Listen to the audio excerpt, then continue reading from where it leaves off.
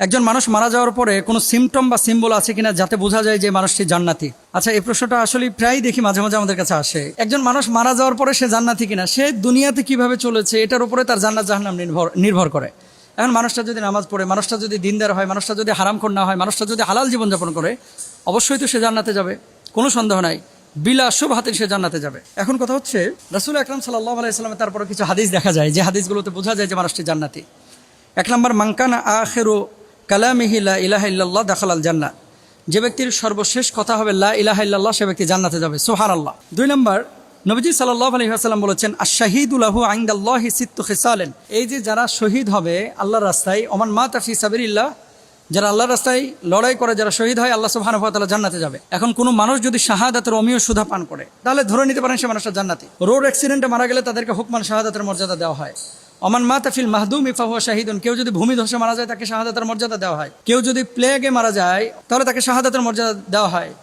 কেউ যদি সন্তান জন্মদানের সময়, ডেলিভারির সময় মারা যায়, তাকে শাহাদাতের মর্যাদা দেওয়া হয়। এখন এই ধরনের মৃত্যু, আগুনে, ওমান মাতা ফিল গারিকি ফাহুয়া শাহিদুন, কেউ পানিতে ডুবে মারা গিয়েছে, তাকে শাহাদাতের মর্যাদা দেওয়া হয়। এখন এই আলামতগুলো থেকে বোঝা যায় যে মানুষটা জান্নাতি, যদি এই তরিকায় কেউ মারা যায় বা এই পদ্ধতিতে কেউ দুনিয়া থেকে বিদায় নেয়। কিন্তু গ্যারেন্টি তো আর কেউ দিতে পারবে না, নবীজি সাল্লাল্লাহু আলাইহি ওয়াসাল্লামের হাদিস থেকে বোঝা যায়। এরপর আল্লাহ নবী বলেছেন আরো কিছু আলামত। কোনো ব্যক্তি মারা যাওয়ার পরে যদি তার মুখমণ্ডল উজ্জ্বল থাকে, জানতে হবে লোকটা সুসংবাদ পেয়ে মারা গিয়েছেন এবং এই মানুষটা জান্নাতি। মৃত ব্যক্তির কপাল যদি ঘর্মাক্ত হয়, কপাল, তাহলে জেনে নিতে হবে লোকটা জান্নাতি ইনশাআল্লাহ। মৃত লাশ রাখার পরে তার শরীর থেকে যদি সুগন্ধি বের হয়, কবর থেকে যদি সুগন্ধি বের হয়, জেনে নিতে পারেন বা ধরে নিতে পারেন লোকটা জান্নাতে যাবে ইনশাআল্লাহ। মরার আগে অনেক মানুষ দেখবেন লা ইলাহা ইল্লাল্লাহ, লা ইলাহা ইল্লাল্লাহ, ইল্লাল্লাহ ইল্লাল্লাহ ইল্লাল্লাহ ইল্লাল্লাহ, আল্লাহ আল্লাহ আল্লাহ আল্লাহ, লা ইলাহা ইল্লাল্লাহ, ইন্না লিল্লাহ, এরকম বলে মরে, ধরে নেবেন লোকটা জান্নাতি, সুবহানাল্লাহ। এবং কোনো মানুষ যদি জুমার রাত্রে মারা যায় বা জুমার দিনে মারা যায়, অর্থাৎ বৃহস্পতিবার সন্ধ্যা থেকে নিয়ে শুক্রবার সন্ধ্যার মধ্যে, এই সময় যদি কোনো মানুষ মারা যায়, তাহলে জেনে নিতে হবে লোকটা জান্নাতি। এখন দেখেন,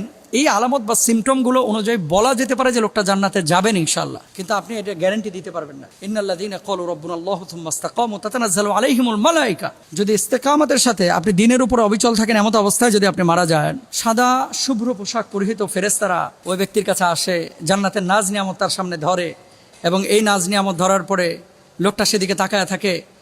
মা যখন বাচ্চাকে স্তন পান করায়, ওই বাচ্চাটা যেমনইভাবে ঘুমিয়ে যায়, ঘুমানোর পরে স্তন মা যদি বাচ্চার মুখ থেকে টেনে নেয়, যেমনইভাবে বাচ্চা বুঝতে পারে না, মুমিনের রূহটা কবজ হবে, মুমিন বুঝতে পারবে না, এত সহজ মৃত্যু হবে, সুবহানাল্লাহ। তবে হ্যাঁ, কখনো কখনো মৃত্যুর সময় আল্লাহ তাআলা কষ্ট দেন। কেন? আখিরাতের আযাব লাঘবের জন্য। এজন্য কারো মৃত্যু কষ্টের সাথে হয়েছে, ধরে নেবেন না সে লোকটা জাহান্নামী, বরঞ্চ আল্লাহ তাআলা তাকে শাস্তি দিয়ে আবার জান্নাতে দেবেন। আর মনে রাখবেন, যে ব্যক্তি একবার কালিমা পড়েছে, মান ক্বালা লা ইলাহা ইল্লাল্লাহ ফাদাখালাল জান্নাহ, জীবনে একবার যে কালিমা পড়েছে, আল্লাহ, আল্লাহ নবীকে, আখিরাতকে, কোরআনকে, ফেরেশতাকে বিশ্বাস করেছে, কোনো না কোনো দিন জান্নাতে যাবেই যাবে ইনশাআল্লাহ। আল্লাহ তৌফিক দান করুন।